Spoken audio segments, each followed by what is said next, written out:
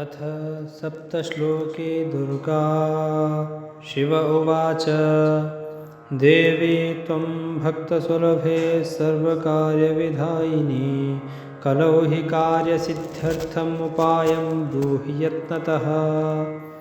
देव्युवाच शृणु देव प्रवक्ष्यामि कलौ सर्वेष्टसाधनं मया तवैव स्नेहेन अप्यम्बा स्तुतिः प्रकाश्यते।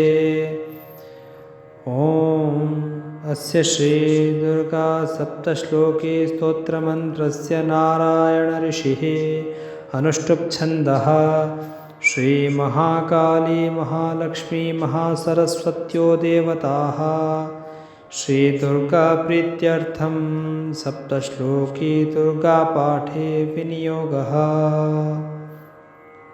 ॐ ज्ञानिनामपि चेतांसि देवी भगवती हि सा बलादाकृष्य मोहाय महामाया प्रयच्छति।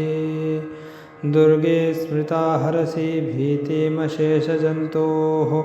स्वस्थै स्मृता मतिमते शुभां ददासि।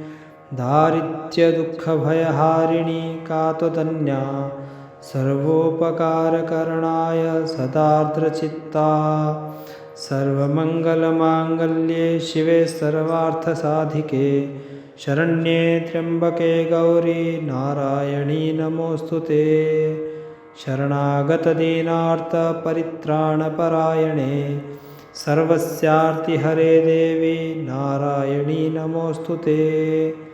सर्वस्वरूपे सर्वेशे सर्वशक्तिसमन्विते भयेभ्यस्त्राहि नो देवी दुर्गे देवी नमोऽस्तु ते।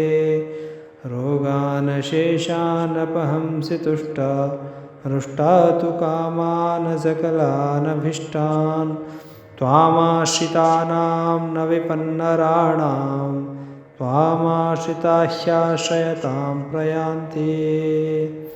सर्वबाधाप्रशमनं त्रैलोक्यस्याखिलेश्वरी एवमेव त्वया कार्यम् अस्मद्वैरिविनाशनम्। इति श्रीसप्तश्लोके दुर्गा सम्पूर्णा। ॐ